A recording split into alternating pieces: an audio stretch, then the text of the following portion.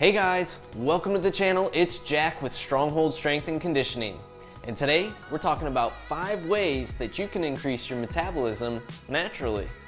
But before we get into that, make sure you take a moment and hit that subscribe button so that you don't miss out on future content like this. Ready? Let's get into it.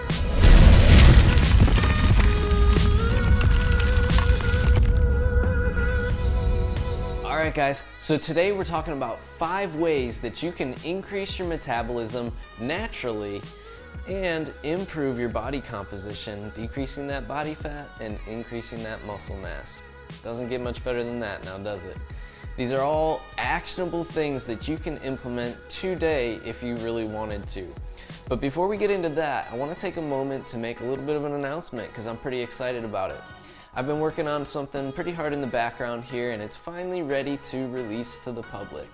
If you guys want to grab my nutrition guidelines for mobility and human performance, make sure you take a moment and stop below in the description and grab that. It's a completely free PDF filled with information on nutrition that will help you improve your cellular health, improve the way that your body functions and the way that you move overall by decreasing inflammation in your diet naturally.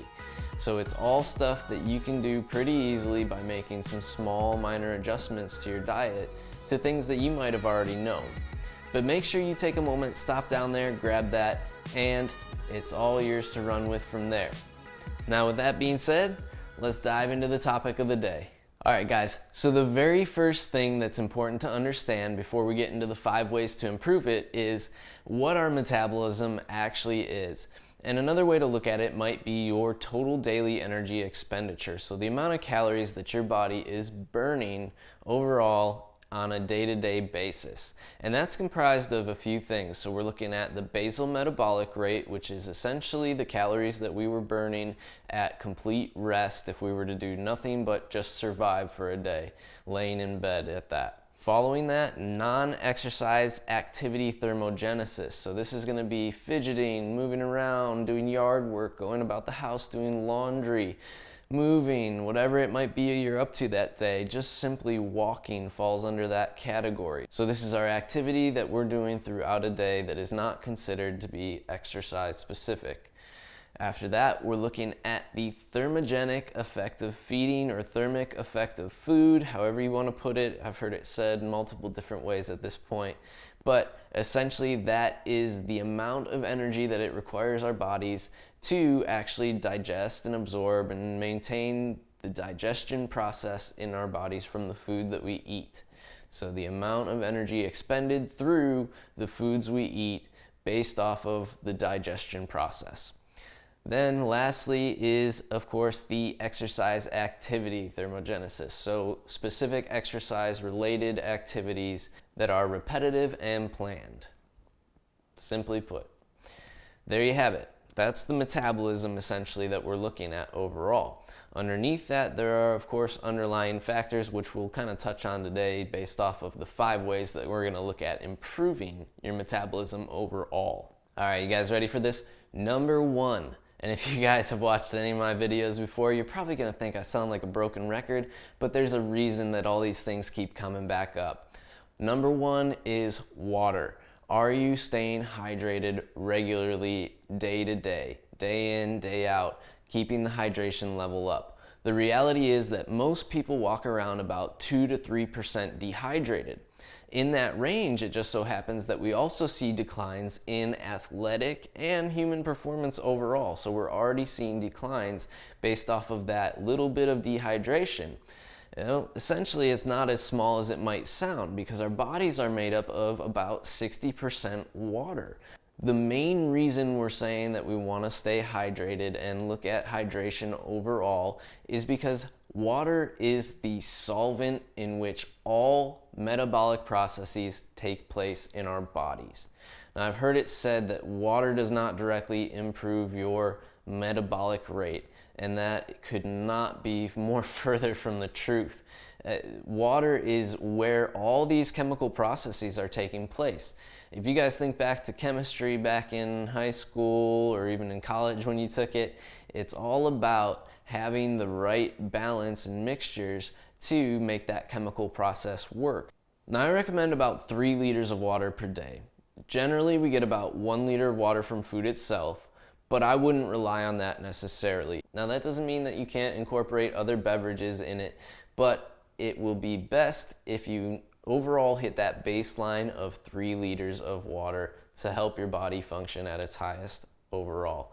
Now anything else is just bonus, look at it that way. So if you're drinking green tea, if you're drinking coffee on top of that, that's gonna add to the intake and hydration level, but we wanna make sure that you're at least getting that minimum 3 liters of water. Number 2, protein.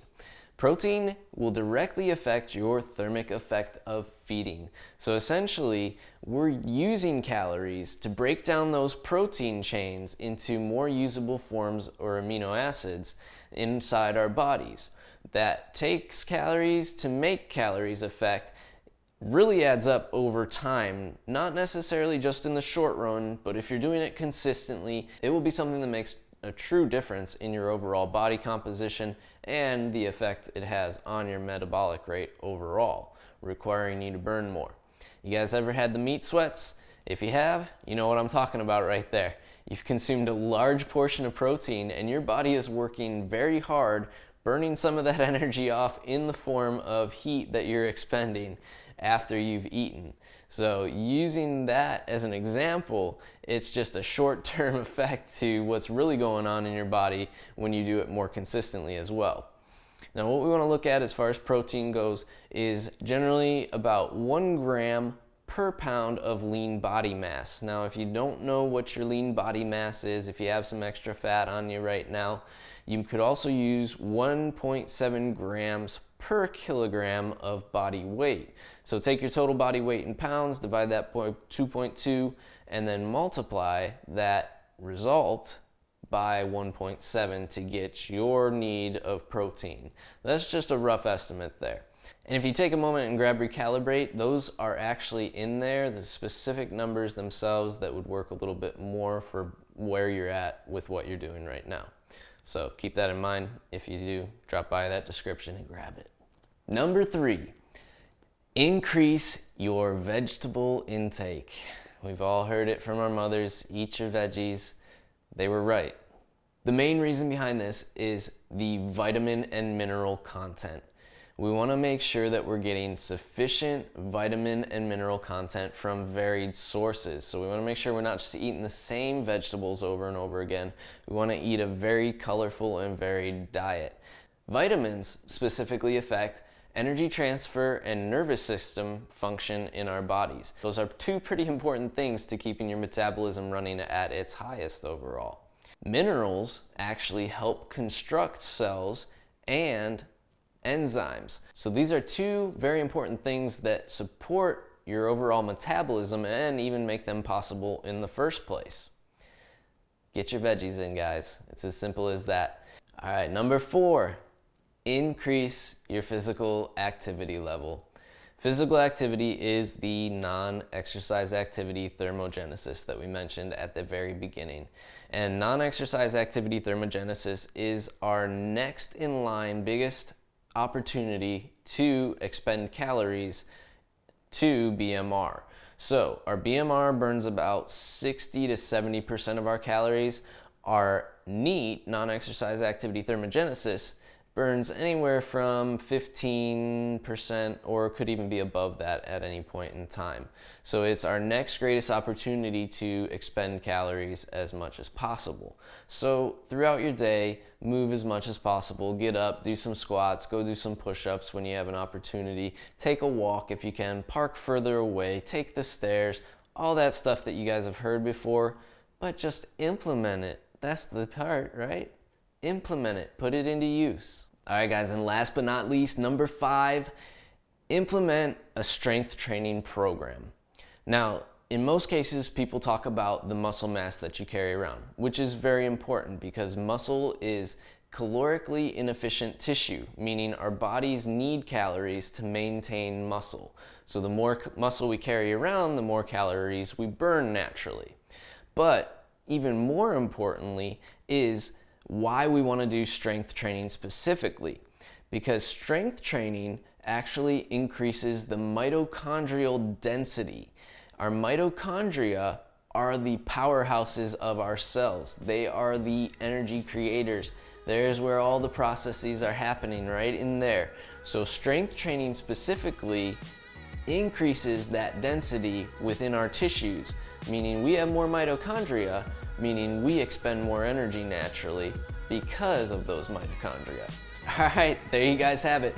5 ways that you can increase your metabolism naturally, improving your body composition at the same time. If you guys like this video, make sure you take a moment to let me know by clicking that fat thumbs up down below and share it with a friend. You know they need this information. Do the world some good. If you guys have any questions about the video today, make sure you leave a comment down below and I'll get to it. Or if you have any other questions that you want answered, drop them there. I will promise to answer those in video format specifically for you. So take a moment to do that if you have questions. If you haven't already, grab that free PDF file down below in the description as well, making sure you get all the fine details of topics that we talked about today specifically even. The funny thing is, you guys probably knew a good portion of what I was talking about today. The hard part is not necessarily knowing it, it's actually implementing it. And if you guys need help implementing this stuff, please take a moment to drop by the website and schedule your 1-hour free strategy call. It doesn't get much better than that. Schedule that call, we'll get you headed in the right direction in no time. I want to thank you guys for watching today. We'll see you next time.